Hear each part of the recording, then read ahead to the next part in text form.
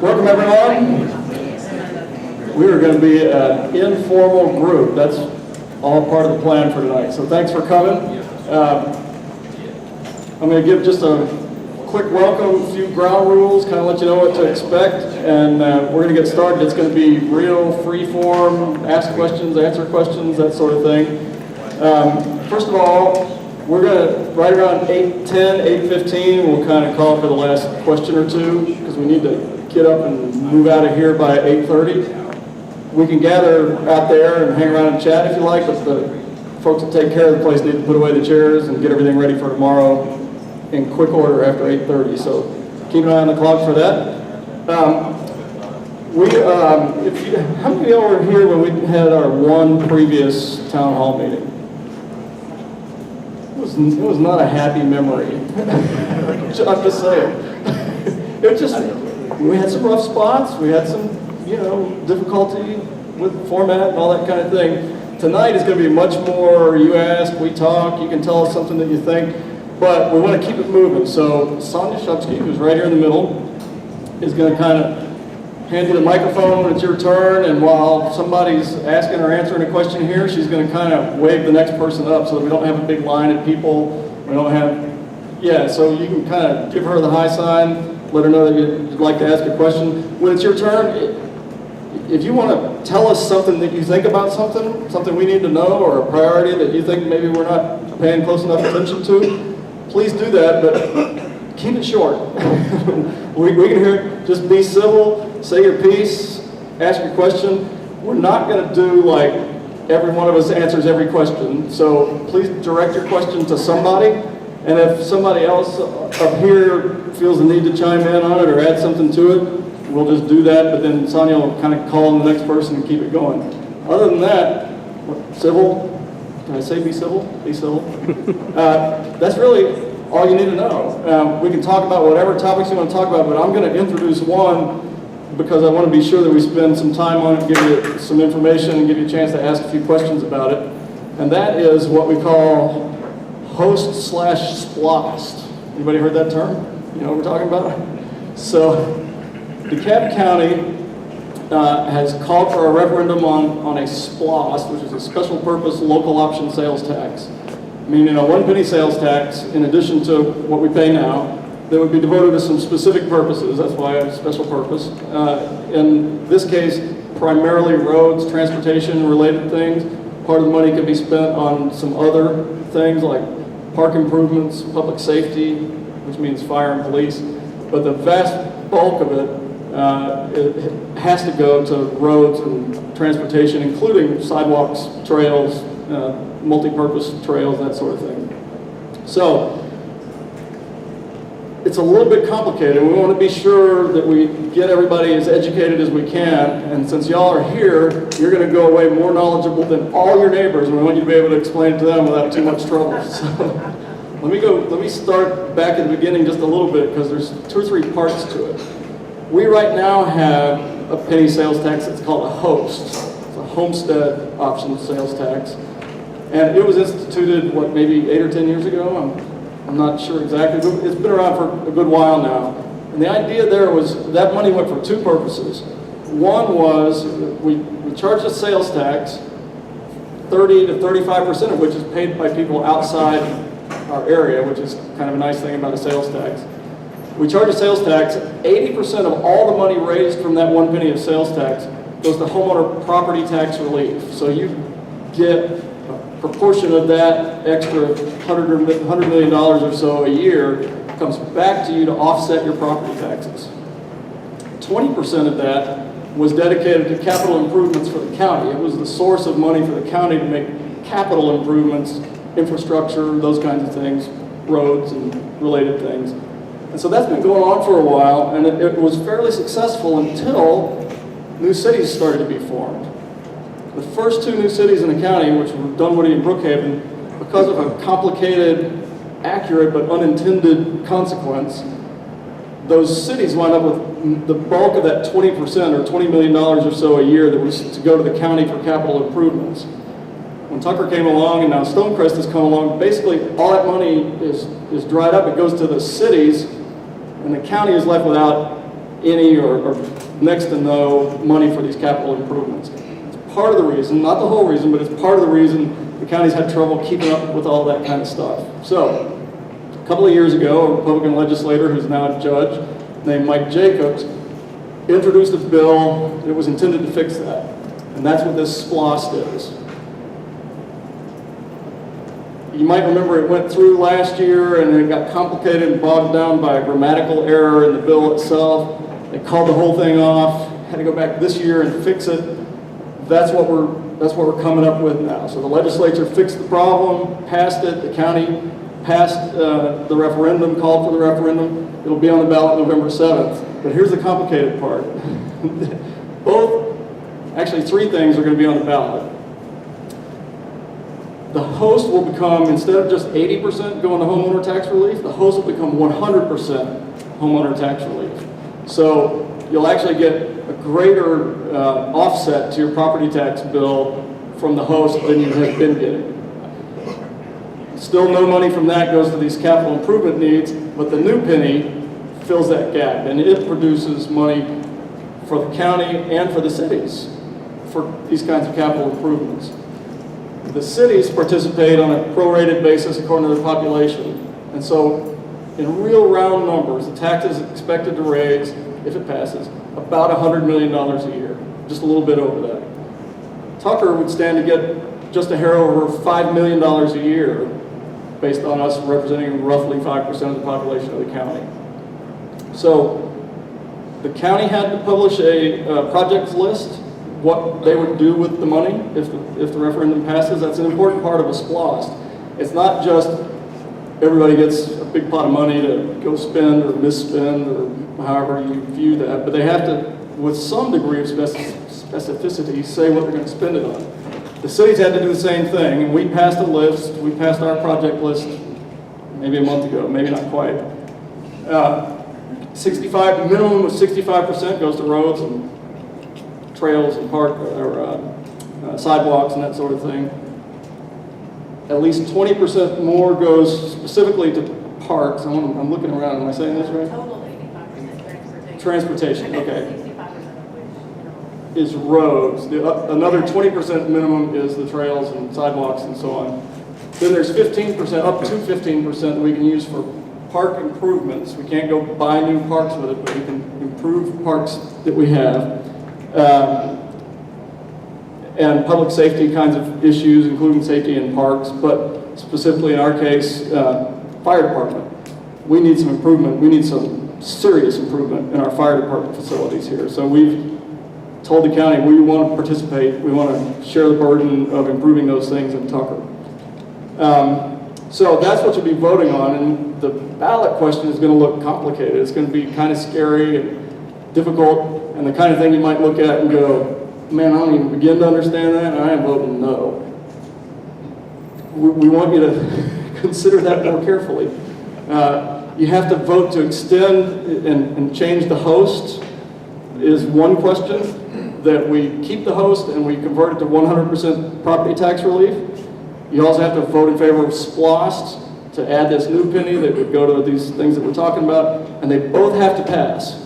So we can't do one without the other. So if it's no to both, it's no. If it's yes to both, it's yes. If it's yes to one and no to the other, it's still no. So be on the lookout. We'll publish those questions so that you can see them in advance and kind of see the language, but that's what it's really about. That's kind of what it comes down to. How am I doing? you're awesome. Just one of the things that's all that both fail and those were baked as it is. Yeah. 1.5%. Yes, so Michelle was pointing out that if it's no, the current host stays in place. So it continues as it is, meaning only 80% of it goes to property tax relief.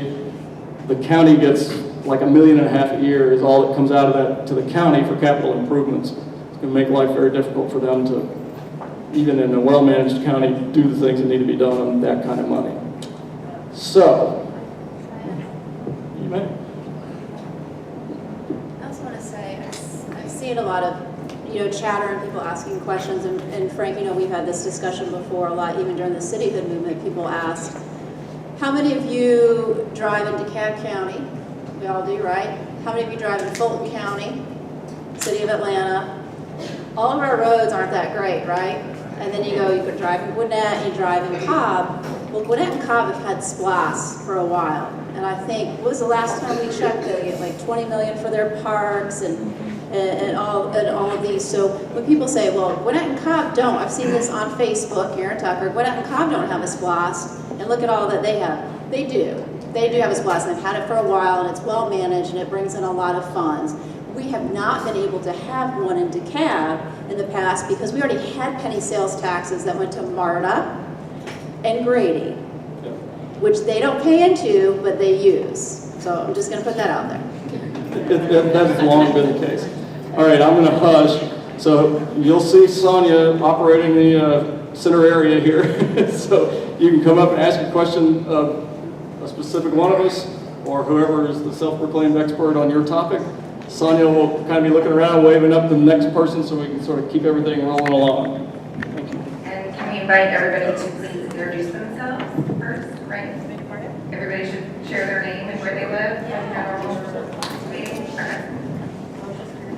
Hi, glad you're having this. My name is Becky Noling, and I live off of Lawrenceville Highway, a little bit up from Walmart. This feeds right into what you're talking about.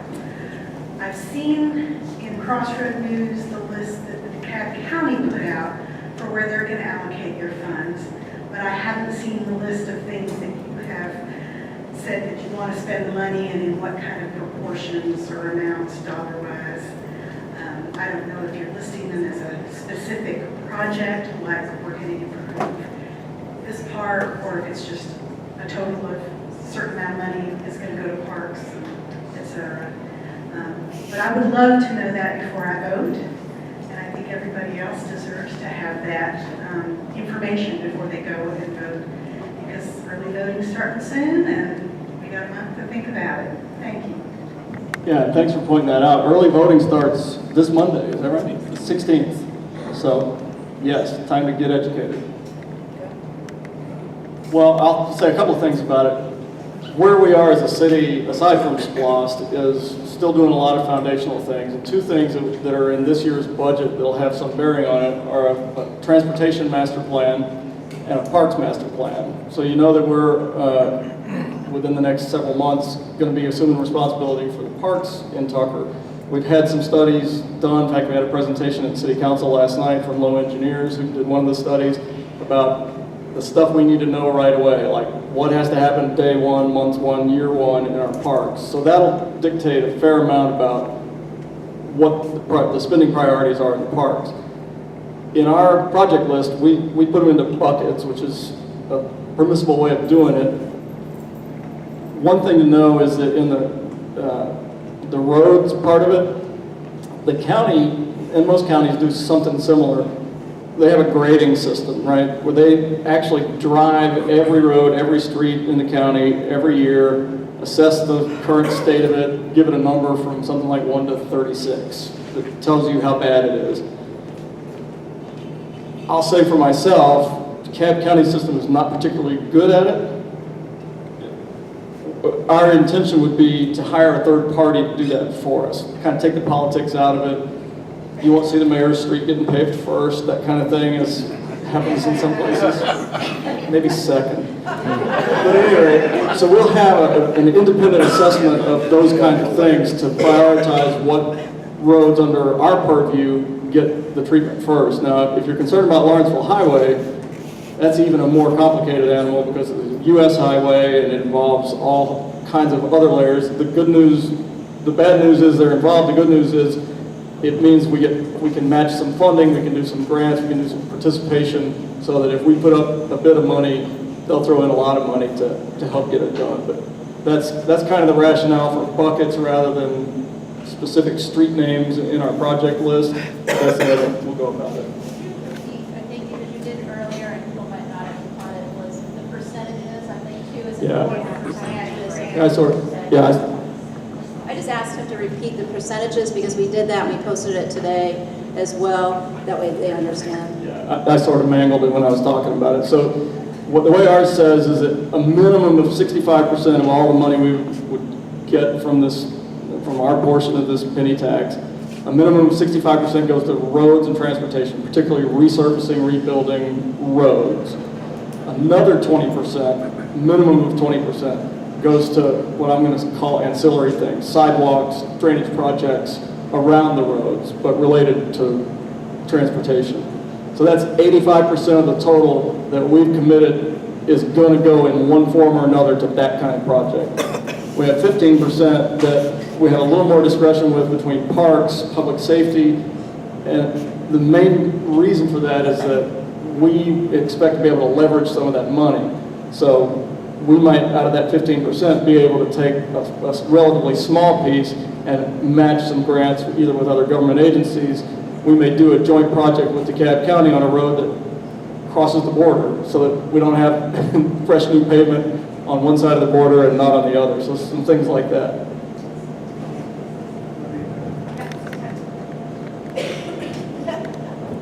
Hi, Bill Bridget from over in Smoke Rise area. Now, this will be probably the first of several questions, but you're talking about the city and roads. Is the city going to actually contract to have roads resurfaced, redone, redesigned, whatever, or how does that work? I don't want to do all the talking. You may have to correct me, but, so for this purpose, this is for repaving. The maintenance of the roads will still remain with DeKalb County. So these are repaving projects that we could determine we want to continue to have DeKalb. We would have control of the funding, but we could, if DeKalb had this best price for repaving the roads, we could have them do it, or we could use a third-party person. DeKalb County is giving us full control, even though we don't let them, even though we don't do our own roads, they're giving us full control of the dollars for repaving projects. That does not mean maintenance. Maintenance, potholes, just the pothole fixing would still be with DeKalb County. The city funds will go into the road. Correct. And it's legislatively required. This legislation that was drawn up by Mike Jacobs, it's been modified slightly. One of the modifications is 85% of it across the board for every city in the county has to be transportation. So we just wanted to make a bigger push and say, and out of that 85% for transportation, which is broad, we want at least 65% to go to roads because that's a primary concern, obviously, in our area.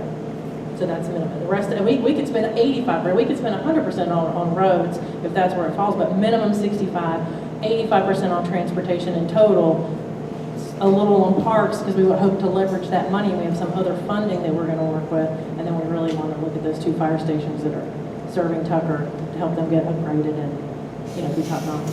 We can also partner with third parties. So we have 2 CIDs in our MAP community improvement districts. You've got one in the Stone Mountain industrial area, and then we have one in the Tucker North Lake area. And they contract with third parties to do paving and repairs and sidewalk repairs.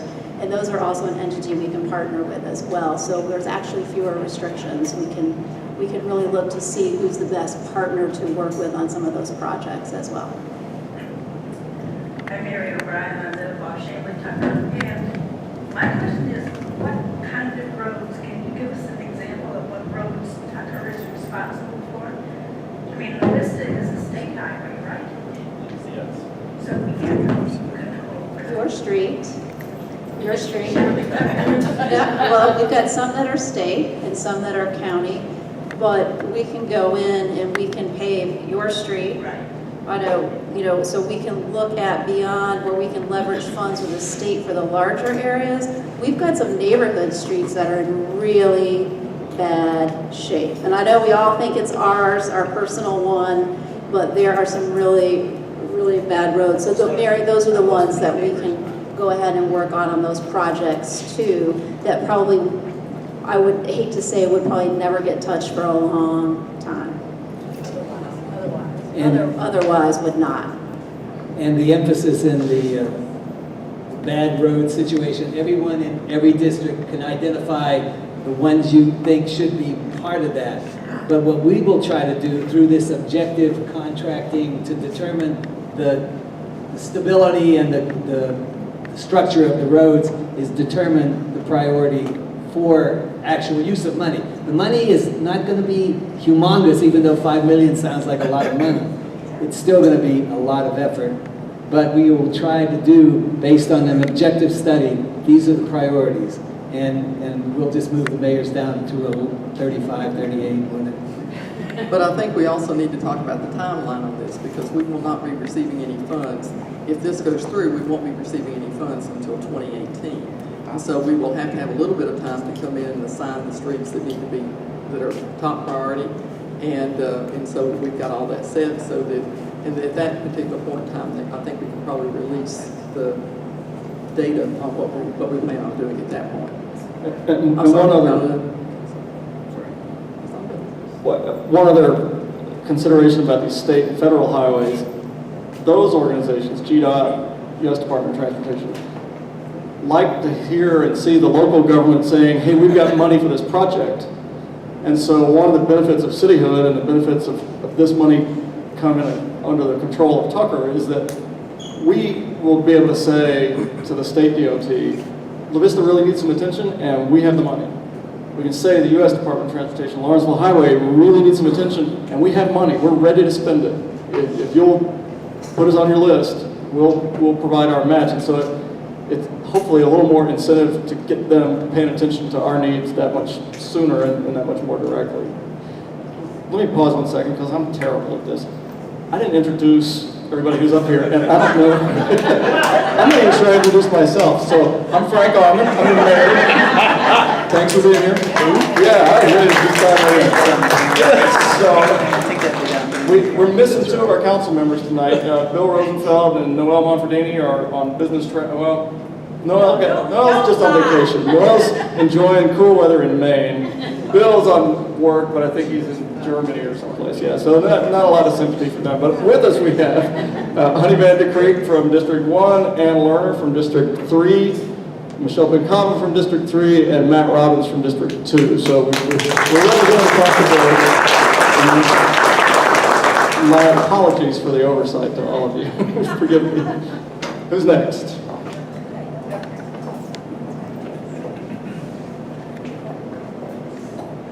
Hello, I'm Marcia Ashby, and I live in the Smoke Rise area. I want to make sure I'm understanding, because I got a message about this yesterday, so I want to make sure I understand.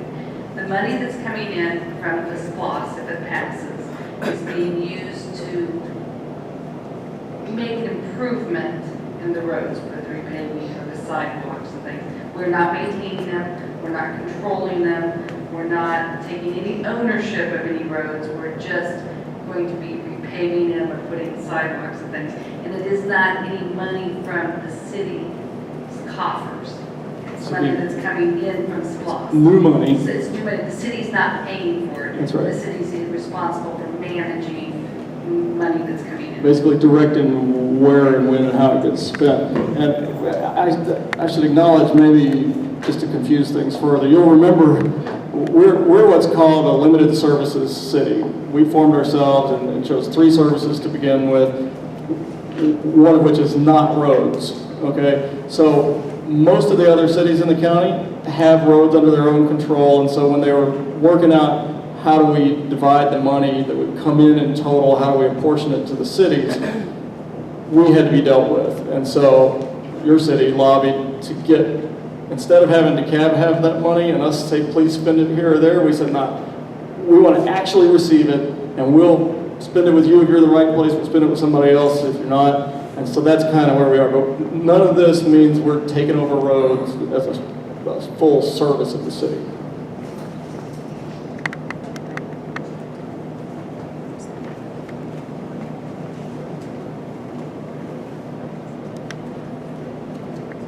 Hi, I'm Beth Ganga, I live in Smoke Rise. If SPLOST passes, I've heard there could be a possibility that instead of waiting the whole 6 years for the money to trickle in and do the projects gradually, since you know that you've got a definite source of income coming in, that you could do something like some kind of financing or bond referendum or something to get money up front to do more of these capital improvements sooner rather than later and then pay it off over the 6 years. Is that something y'all looked into or talked about?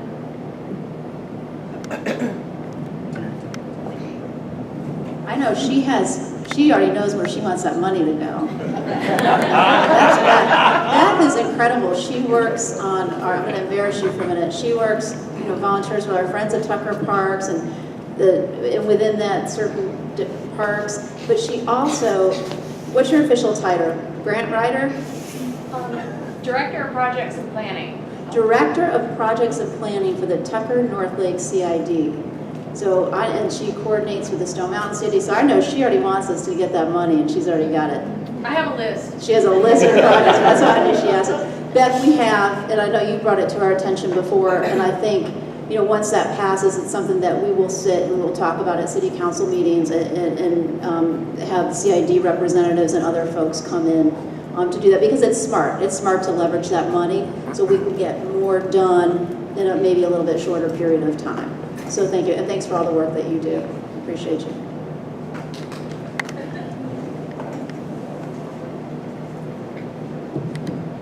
We do not have to spend the whole night talking about SPLOST. I just wanted to be sure that we got through that subject. But, one more note. But to your point, $5 million a year, it sounds like a lot of money, and it sounds like very little money. But some of the streets that we'll be paving are small, right? Your cul-de-sac or Tucker North, where you drive through, it's like a roller coaster with that street. So there are opportunities for the $5 million that we can bid it to multiple contractors.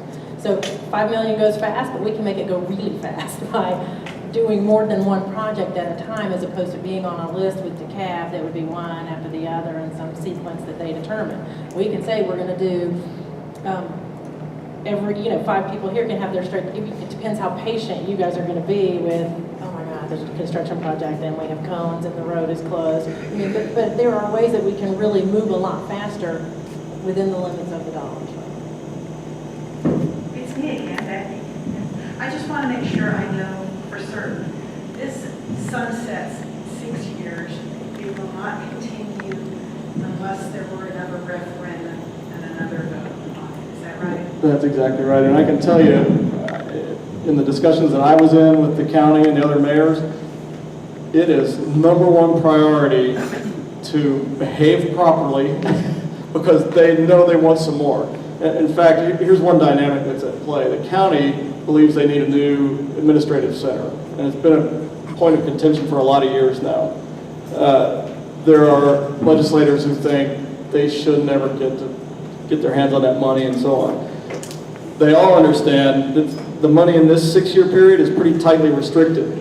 We've got to behave ourselves, everybody's got to do the right thing, we got to produce with these projects, and especially from the county's point of view, they want that to happen because they're already talking about the next SPLOST, when they might have a little freer reign to do some other projects that they think are important.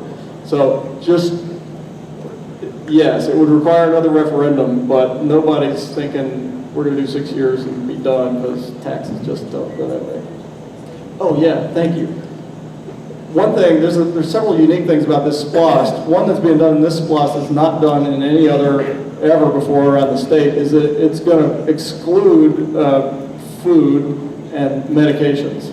It's not quite that simply defined, but the point is for people on a fixed income, people on a limited income, so on, it removes some of what's called the regressivity of it. Sales tax hits lower income and fixed income people harder than it hits the rest of the population, and so to try to mitigate that, the 1 penny would not apply to food and to medicines.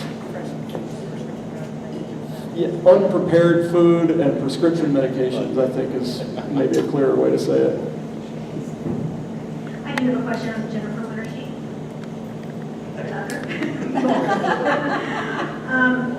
Yeah, right here. Okay, thank you. I have a question that's not about SPLOST, but if you don't mind. Okay. All right.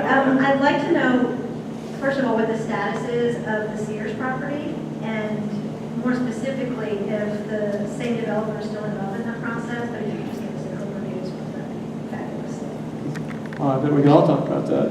You want to start us off? You got a microphone? Mayor, before we go into that, which I want to hear about as well, can we finish one more thing on roads? Well, since we're already started, but we can come back, we can mix up topics from here on out as long as we have time.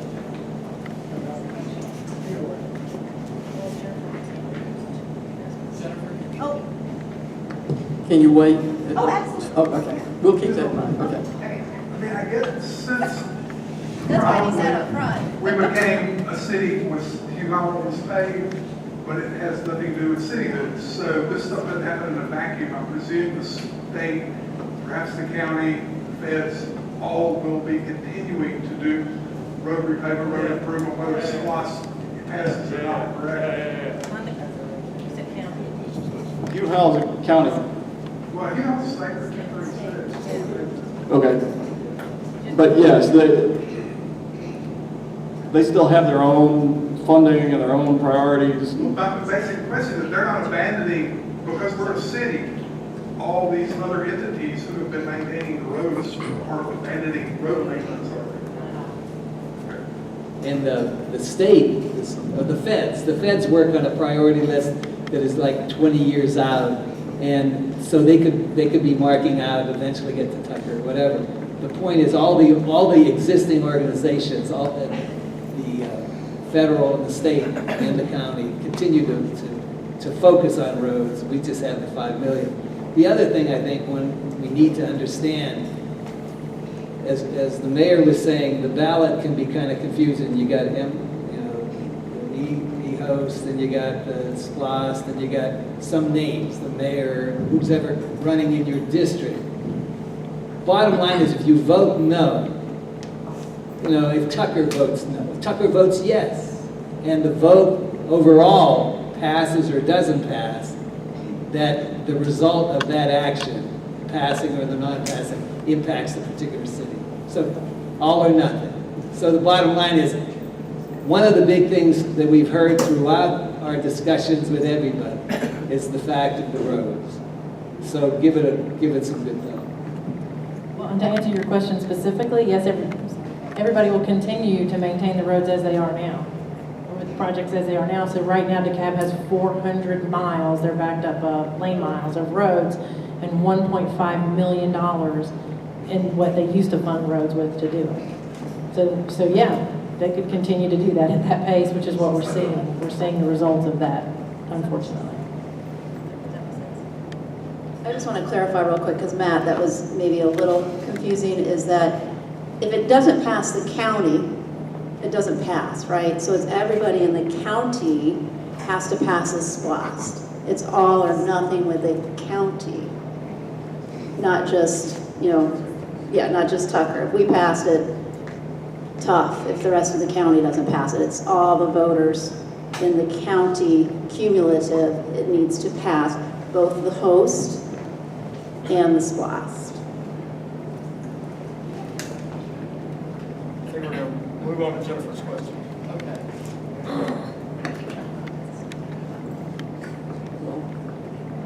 She doesn't care for a hot mic, and I don't talk loud enough, so what can I say? Okay, on the Sears property, there is currently no application for that property by the former developer or the new developer. We have nothing on the books right this second. That does not mean that there will not be one that will be forthcoming.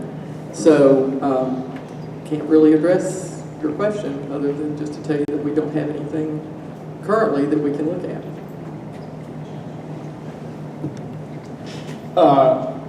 I spoke with Steve McCauley today, who tells me that as of today, they still intend to purchase the property. He has an investment partner in his company. Their intention is to develop it with a gas station, bottle shops, car wash. Those are still the things as of today that he says he wants to do there. We're working on a lot of different fronts to do something better. A lot of it's, confidential business things, and I'm not, I can't say, but it would be silly for him, for us, for everybody involved. I don't think that's what will be the end result, but there's a lot of conversation going on. When Honey says there's not an application, it means there's not a proposal in that we have to approve or rezone for, something like that.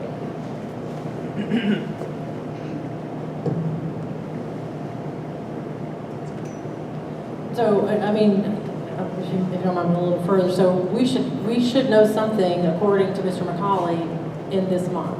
Because what he told us at our last meeting and subsequent conversations with the mayor, was that the property would close in October. So if the property closes in October, then I assume he will be in with the city to file whatever permits necessary or variances necessary. Obviously, those uses that are just mentioned require action by the city and oversight. Gas stations require a land use permit. Liquor stores, bottle shop, wine shop require the same thing. If you're going to have alcohol, many warehouses, if you're going to have alcohol at your gas station, same thing, you got to go through a different process. So this is an opportunity to say to you, because I've heard some other information out there, that the city is very much involved in that project regardless of what moves forward, especially if those are the uses that he's considering or anybody's considering. So our staff will be involved, we will be involved as a council, the zoning board of appeals will be involved if there are variances to the stream buffers, which if you remember last time there was a request for 80,000 square feet of variances, so it'd be hard to imagine that there would be 0 next time. That's just me speculating. So you're going to have a lot of people, a lot of boards, a lot of activity within the city that still have a great amount of oversight on that project to make sure that it's done correctly and legally and that it fits into the plans for the city of Tupper. The school system, meanwhile, you remember Smoke Rise Elementary is a pretty big part of the proposal. The school system tells us, for their part, that they still intend to pursue putting Smoke Rise Elementary on that property. That's basically, that's pretty close to a quote. Don't know exactly what form that might take, but that's their number one choice. It's been their number one choice. They still have the ability to do it a number of different ways, and I expect that they will. So there's a lot of posturing, maybe even some threatening, but that goes both ways. So your counsel is not a safe Thanks for all. Anybody that has questions about this, especially if you last time didn't feel like we were, because we weren't, there was an application, this is the perfect time to ask it. There's no application within the city, so it really gives us more opportunity to talk about it.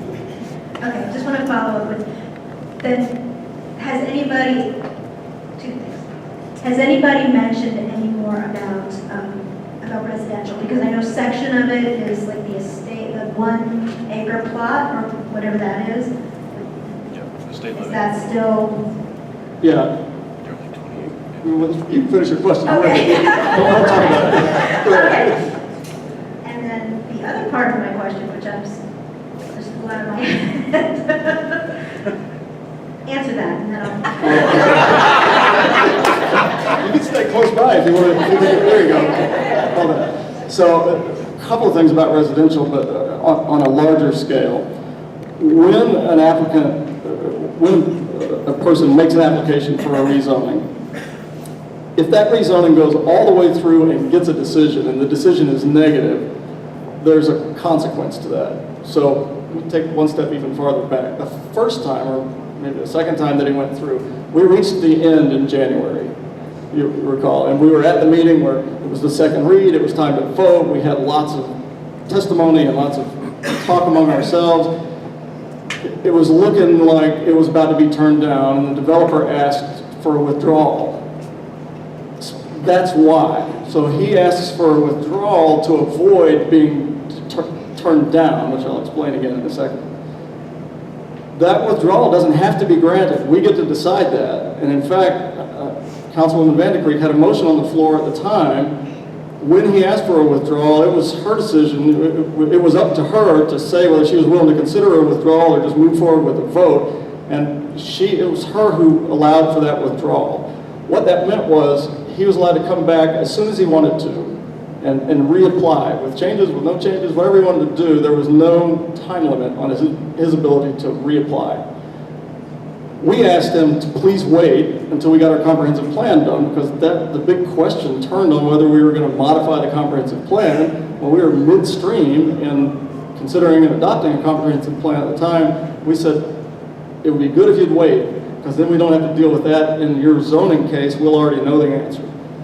He chose not to, and he's gone forwards. And this time, it did go all the way through, and it was actually declined. What that means is that there's a 2-year wait, not for him, for the property to be subject to another rezoning. by law, 2-year wait. That's state law, except the local municipality can, after 6 months, if it chooses, open it back up and let them come in sooner, but in no case, less than 6 months. So we're in that period now. The application was turned down. He can't come back. This relates to the residential question. There's a real weird zoning on one part, there are 2 big parcels in that property. Kind of the far right-hand side, about where the school wants to go, it's zoned 2 different ways at the same time. Never seen it before? Where's my, you guys never saw it before? Don't know what it means, but it's on the books from DeKalb County, and one of those zonings is RE, which is basically what all the nearby part of Smoke Rise is zoned, and theoretically there could be some single-family housing built there by right under the current zoning. There's not a lot, but there's a little if we could sort that out. What can happen, absolutely can't happen in the next 6 months, because no one can even apply for a change, maybe as much as 2 years, is any other residential, any other form, because the current zoning doesn't allow for it, and there's no provision to even apply for a change in less than 6 months. So, long-winded answer to your question, but there's been a lot of confusion, a lot of bad information around about the current state of all of that, but that's what it means. I remember my second part, I promise I'll go sit back down. So that whole long bluster, you remember your other part? I didn't give you a second. What do you Okay, so, and you may not be able to go into this, but, so we've been talking about Mr. McCauley. Have there been other groups or people that are interested in that property in the meantime? You answered that. There are at least 2 existing backup offers on Sears's desk, as it were, right now. Bona fide, sitting ready to go, waiting for a decision on whether they're going to close with the McCauley Group or not, and move on to some other suitor. But we know of 2 bona fide offers that are there, and lots of other inquiries, both to buy the property and or to work with whoever ends up with it, developing it. Maybe they would have a piece of it to develop their project, in the midst of the rest, or whatever it might be. So there's lots and lots of interest. There were also other offers in the past. It was just that Sears was marketing it as a mixed use, right? So they weren't marketing it as sell off this parcel to the school. They didn't want to cut up the 88-acre parcel, so that's an issue. 88 acres is really big. I think some of Marcia that you posted online, that's like Disneyland, right? That's the Magic Kingdom. So Disney World, so it's hard to find. Disney World. Disney World. Disneyland is 85, Magic Kingdom's 105. Lord have mercy. I don't have any children, so I haven't been since I was in elementary school, I'm sorry. She did her research. So that's a big parcel, right? And there's a lot of people in real estate, I see you shaking your heads, it's a huge parcel. They were not entertaining breaking that parcel up, so just that alone sends offers away. Then if you market it as mixed use, there may not have been a lot of people. We have a lot of mixed use developers. Seelig, Fuqua, North American Properties, these are big names of people, cousins, who do these types of things. They didn't come knocking, right? So it may not have been marketable as a mixed use, and that's why there weren't offers on that. But there were offers that had come along, and even the school system approached to buy it as a parcel. So we don't own it. I think that's the other piece. I got a phone call from a woman who thought we owned it, and she wanted me to put a lake there. And I love her to death, but I said, we don't own that. We don't own it. And so we can't get a request for proposal. There's some properties that cities may own or counties may own, and then they ask for a request for proposal. But, that's not up to us, so we're having to hear what Sears tells us and what the brokers on the ground, tell us as well. So that's something, too, to understand. 88 acres was not, how were they marketing it in the past? And also the economy tanked when it was, sitting there as well. So those are some things to think about, too. And as far as the lake, we have lakes at John's Homestead, Kelly Cofer Park, and Henderson Park. So we're going to use those first. So just this is a perfect time to remind everybody, especially if you weren't following that project, what is allowed there specifically. So what isn't allowed there is residential and grocery from the original plan. But all of the other uses are allowed. But there's a ton of amenity options. You can have restaurants, you can have a brewery, you can have something like City Winery, a greenhouse. There's some things that require subs, like we talked about, a liquor store, a bottle shop. You can have retail there. You can have your public art. You can have a city building. All of the other uses that were in that plan, and many, many, many more are allowed by right now on that piece of property. A lot of which, movie studio allowed right now. A lot of which don't require input from the council as far as zoning goes, or SLUPs go. But there's some, like I said, that do require very specific land use permission. Thank you. Corey John McKenna, Sut Place Court off of Vista. And speaking of development, and plus this row asks all the questions, so I had to get up and ask the question. I thought that was a requirement. So my question, speaking of development, the area across from Dick's, I heard that they were going to develop that into a Whole Foods. I didn't know, I heard that from a neighbor, so I didn't know if it was true or not. So I was just wondering, is that the case? Is that occurring? And if so, does that include the area that is now or was Steak and Ale? Or they could open another Steak and Ale. I used to work there as a kid. Well, obviously the first question for you is, does your friend who told you this work for Whole Foods? No. Okay. Did Grant Knox tell you that? Oh, I knew it. He believes everything he reads online. I love him. All right. No Whole Foods. I'm sorry. Sprouts is there, and so I want you to shop at Sprouts and make sure that they stay open. And they're a little bit more affordable than Whole Foods as well. So the project, what, they're not? Oh, that's true. That's true. It's all just going to be Amazon. We're not going to have anything else anymore. Helicopters, drones are going to be dropping my food on the front lawn. I love it. Oh, I don't have to go. Me and the buzzards, right? Yeah, I'm going to tell you what's going there. It's not a comedy routine. So across the street, Hickory House will remain. Those of you who are Hickory House fans, that is remaining. Okay, so you can go get your biscuits. Next to that whole area that goes deep back, that's going to be apartments. So that's going to be multifamily. I can't remember the number on that. 210. And then the back, and that includes the back half of the North Lake Inn, right? So you know the hotel that's there? So it's a little odd configuration.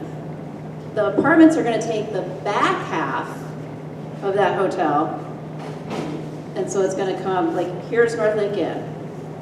We're going to go here, apartments here, Hickory House. The North Lake Inn has somewhat of the owners of that, the front piece, I will say, is proposed to their marketing that to be a restaurant, and so that will be demolished as well. Right now they don't have anybody, but there is an agreement.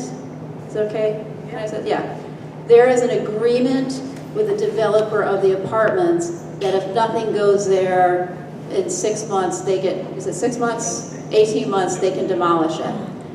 What they're trying to do right now, the apartment developers are trying to work with those owners to go ahead and take it all down at one time. They've got the structuring and engineering in place to cut it in half, and everybody who's there would be safe, you know, in the demolition. No one's living on it.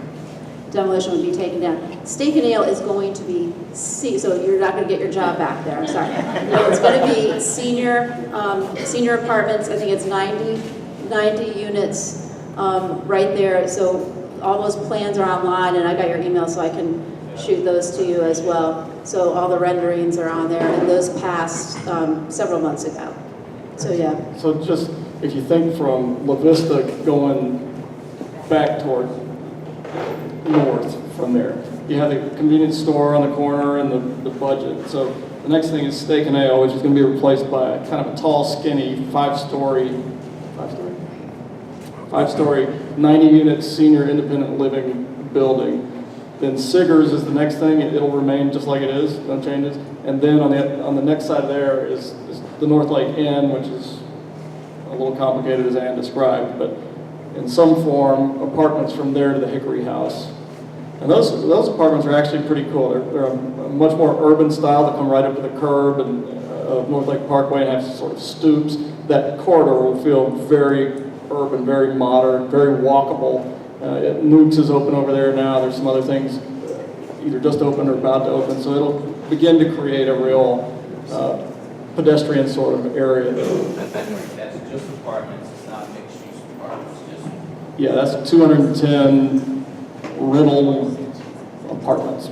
But part of what they've done is they're keeping Hickory House because it's walkable without crossing the street. And part of their agreement in the final negotiations when we were meeting as council was that front piece of the hotel, that the consideration be for a restaurant for the same reason, so that it's accessible from the apartments, both sets of apartments, without crossing the street. I mean, it's an activity center, that's how it's addressed, that whole swath, so this is one of the uses that's already recommended for that area, or all of those are uses that are recommended. So they'll have the access to the stuff across the street, but the idea is to have at least two places they can go without crossing the street. And that's for heavy development. And I will say, and it sounded complicated, our property owners don't make it easy, right? So you got one property owner here and one property owner here and one here. And we've tried to get them at the table to work together to say, hey, this could be one real nice big development from the Chevron down, right? And they all kind of tried to work together, and it didn't happen. So we do keep those things in mind, but again, we don't own that property.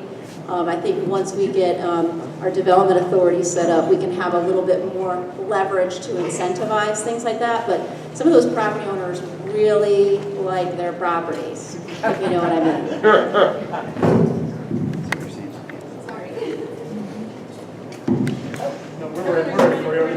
I was just curious if you say that we can still build all of the things on the Macaulay plan, just not the residential. Do you think we have the residential density in that area to support that many restaurants and retail and things? I feel like some of them are already struggling, and adding a lot more retail in that area without the residential would be a burden. Do y'all feel that way, or? It would depend on how many, if you weren't going to put residential there, I can't tell you the formula for what restaurants would work, but I think certainly the area would support amenities. So if he did a combination, he's had several projects out there, but if he did a combination, movie studio for instance, that you could definitely have amenities that would support those people that work there and support the neighborhood. I mean, you're not talking about 20 restaurants. You're talking about a couple of restaurants on all the plans. I mean, the food hall was kind of still being worked out, which was always questionable to me, by the way, if that would be supported anyway. I mean, we don't have the same, I think I've discussed that publicly before. That's always the big question. Would all of those uses have been supported? But even with the residential, at the end of the day, we still didn't have letters of intent for any of those perceived users as vendors. So you don't really know till you get that far down the road if they've done their market studies and decided to be there. There was not a market study for the plan. The only market study was for Solomon Senior Living, and that was because we kept reading lots of industry. There are lots of industry reports that are saying exactly the opposite about Atlanta and Denver, as a matter of fact, in the way that market is built. It's a questionable thing with so many. I think Lois Ricci is here. She did a great report for us on all of the senior living facilities that are within 11 miles, within 6 miles, the new one on Lawrenceville Highway, the one at... But it's still, yeah, sure, for the senior portion of that, yeah. For the beds, they're not, We don't have 130 senior beds. amenity like that. What's going to be that Except for Stone Mountain. In Stone Mountain there is that great one that I'll never be able to afford, that I would love to be at now, but it's the only day that I'm not happy to be old enough. Did that answer your question though? Yes. You sure? And I'd also bring up too, I did ask that question because the developer, went from a lot of apartments, I can't remember how many, and kept 618 and kept bringing it down to like 100 or something, and 208, sorry, I can't remember all these numbers. I'm good with words. And, but anyway, long story short, I asked, is your plan still feasible? You know, it seems like you keep chopping the apartments and chopping the apartments, because I know that there are rooftop counts. I mean, when we were trying to woo Sprouts, and you look at these other businesses, Whole Foods, they even say on their, you know, website, here's what we want, here's the income level we want, here's the traffic counts we want. And, you know, he did, he cut it back to 100, and I asked him, what's your formula? And he said, there's no formula, it's an art. So that was something that left me a little weary as well. Oh, 200.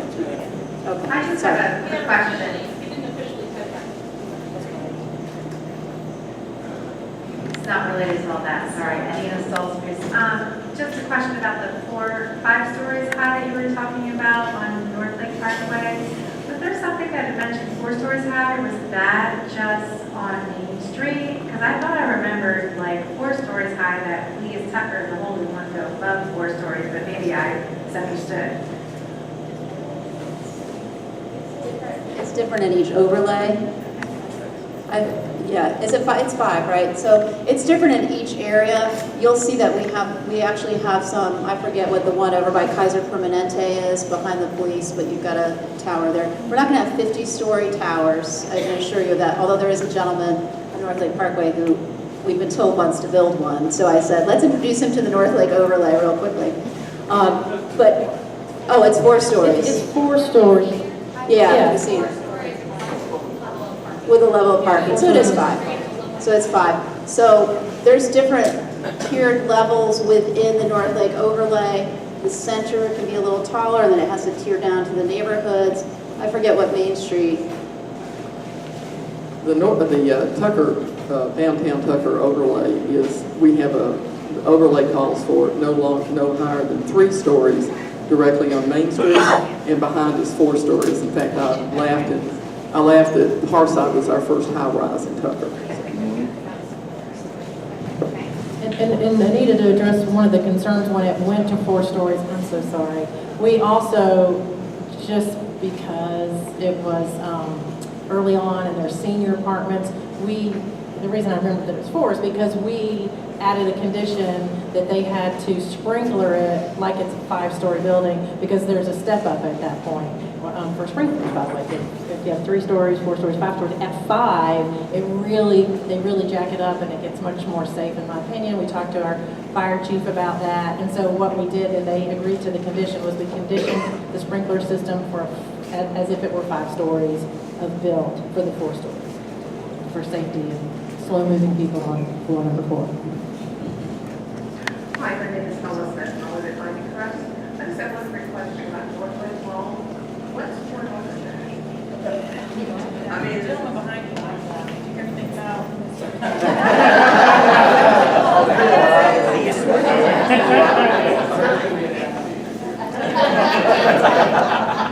I was just wondering if maybe think more about maybe turning it into a nice outlet mall. I think we're gonna be questioning. I'll tell you the little we know, and I'll introduce you to Matthew Lee here in a second. He may be able to answer some questions afterwards. But so North Lake Mall itself is adjacent to, but outside the city limits of Tucker. So it's not our project for zoning or permitting or any of the rest. The property was purchased by a small development company out of Texas. Is it 2 years ago now? Coming up on 2 years ago. Yeah. And they're sort of in the business of redeveloping out-of-favor malls. Not like, let's put it back to the way it was in the 70s, but let's make it something that's new and meets current needs.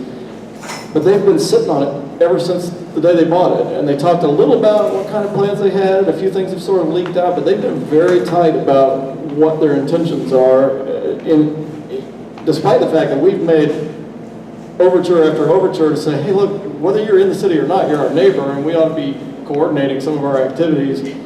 Basically gotten the cold shoulder.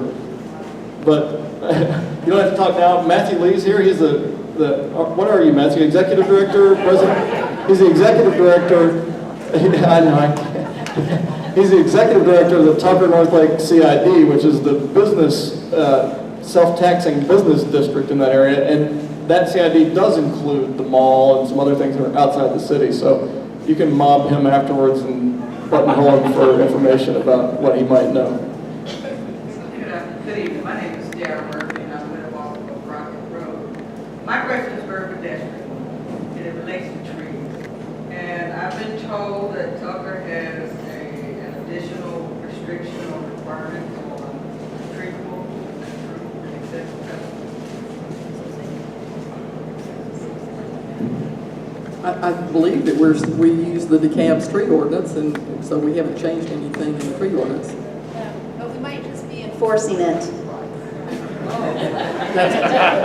Enforcement would be a good word for this. That's true, sorry. Is that posted on our website? Matt, is the tree ordinance, they can find that on our website. You can find that on our website, tuckerga.gov. We adopted that ordinance from DeKalb County. It's the same, but they're right, it's being enforced, more response time for someone calling and seeing a violation, maybe. But it's the same thing, you still have property rights, you know, you get a pretty big latitude on removing trees of a certain size, a certain amount per year. Same as it was. I'd like to kind of go backwards a little bit to kind of into the roads sort of genre. Unfortunately, we stuck in DeKalb County. DeKalb County is under a sewer moratorium, which I was at the meeting over Snowcrest Baptist Church where they made a big presentation on that. I noticed recently there was a big blowout subsequent to that, which is the largest spill yet in DeKalb County. Can anybody comment, I mean, we talk about lots of money that need to be put in places, what the near-term and far-term situation in DeKalb County relative to sewers is? Several of us might. I'll defer to Honey since. Yeah, I'd like some easy questions, so y'all be thinking of them, okay? We don't have any control over that. So pots of money, that is all decided by DeKalb County. So we don't take on, watershed is not us. So we have to do whatever they come up with. So if they say, you can do this and they give you a watershed letter, then the developer's up to that. We have no control over that at all. Now, what you saw at Smoke Rise Baptist is when Watershed came in and said that they were going to abandon 2 lift stations along Camp Creek because they're going to put in a sewer line so they're going to run parallel to Camp Creek. And that's a good thing because lift stations are expensive to operate for the county. They're problematic, they're very expensive, and they're going to be using the gravity to put in the sewer lines running along Camp Creek. So it'll be better, and hopefully there won't be any spillage, and there won't be any odor, and it'll be a good thing. Well, my question really relates to what is the county telling cities relative? I mean, they're running up on the end of the time frame they have to get this thing fixed, and they're having huge blowouts now. That's a great question. Yeah, so if you just read the papers, you may confuse 2 different issues relating to water, right? We have this big problem about water bills. It's been going on for a while, and the county's been struggling to solve that. So that's a whole separate issue. The big problem is the one you're talking about, which is sewer capacity, which has to do with whether the lack of maintenance and upkeep and a whole variety of things over time. And the reason it's such a big problem is that every development, from the one we've been talking about here, every other development in Tucker and all over the county, every single one of them has to get special approval before they can move forward. It has to be examined for how much sewage is it going to produce and what's the specific capacity of the lines there. Are the lines in good shape? Have they been maintained? Are they cleaned out? How far are they from the treatment facility? All that has to be considered individually on every project. This is all part of a consent decree because the EPA and others some years ago came down on the cab and said, you're having sewers back up through the manholes and all this kind of stuff because you haven't done the right thing, so we're gonna force you to do the right thing over a period of time. You're exactly right. We're within 2 years now of the end of that consent decree, and we are not even close, we the county. Their immediate plan is to try to show the EPA and the rest of the federal government that's involved that we've done enough that we deserve some more time. That's the best we can hope for. The money's there, we can't figure out how to spend it. It's a big, I say we, not me personally, But I'm just saying, it's a big thing, and it came up, I'll mention one more thing about the rise. It came up, that was a big, 200,000 gallon holding tank. This was part of the proposal. Because of the scale of the development, they're going to have to store sewage in a 200,000 gallon tank and release it at night when the system wasn't so busy. You're talking for the rise. For the rise. That was the sewer action plan for that development. And part of the problem was the developer was saying, yeah, but probably will never get there. We're going to put it in our plan, but by the time we actually open the doors and start flushing toilets, if you'll excuse the crude term, we won't need that. We'll be able to hook onto the sewage system. DeKalb on the same day was saying, we're not even close. We're hoping to buy some more time from the federal government. So it was hard for us to see. That was a big concern. It was hard for us to see how that was all going to work out and what the risks were and a whole lot. Keep in mind, the 6.9 million gallon blowout was in August. Right in the middle of these discussions that we were having, that fed into it. And I'm saying all this, I voted for the project. So, I mean, we were not all of the same mind on this, but we shared a lot of the same concerns. We just reached different conclusions about how to address them or whether to take them off. So to address your thing, sorry, just for a moment. I actually attended a lunch and learn about sanitation and sanitary sewers. I can't tell you what an enjoyable lunch and learn that was. So what the county was doing, and I suspect they probably still are, if you go down and you're getting a letter from Watershed about a particular development or something that's going on that you're planned, if they would give you a letter if you were 2 to 3 years out, banking on the fact that the sewer situation would be resolved by then. So that's a problem, and that came directly from the Watershed Department. And I just want to follow up too, in this particular project, it's important to know that a large reason that the capacity was so high was not, there's a failure, we all know, in the system, but it was that the need was so far beyond what the original infrastructure was put in place for. I mean, when you add 700 rooftops, a 600-seat school, you add your retail and your commercial office, all of that other stuff, the capacity requirement was so much more than the property. So even if everything had been working, if everything was working beautifully, it still would have been a challenge for DeKalb to meet that need quickly to be able to give a letter of all clear. So you got to think that was a combination of, well, we've got some problems and it's a much greater demand on the capacity that was originally put in place here for what was there before.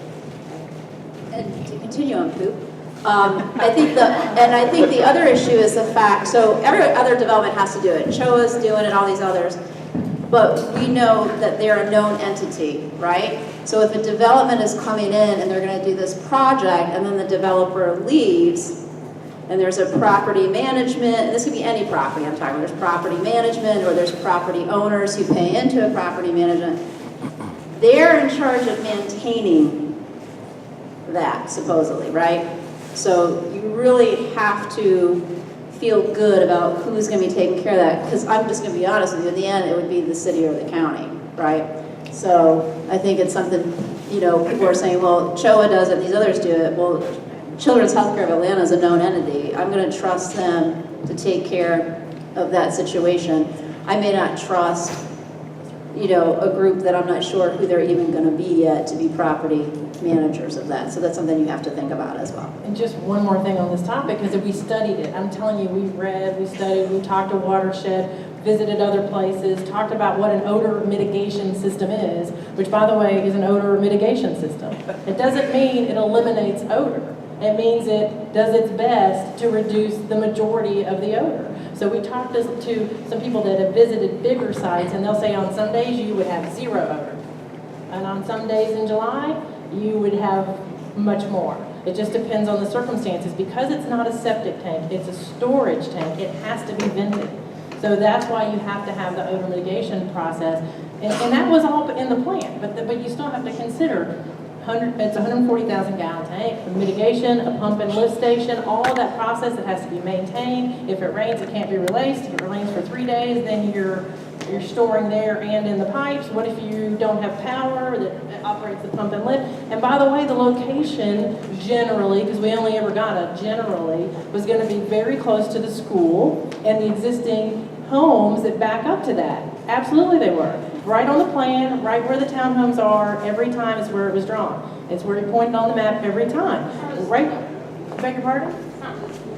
School would have been right in front, playground would have been right there, then the tanks, the neighborhood in the back, and it was, those are who would have had to deal with it on the onset for the days that there were issues. So it was a very, it was not something that you could just say, oh, you don't think you're gonna have to use it? Okay, cool, no worries.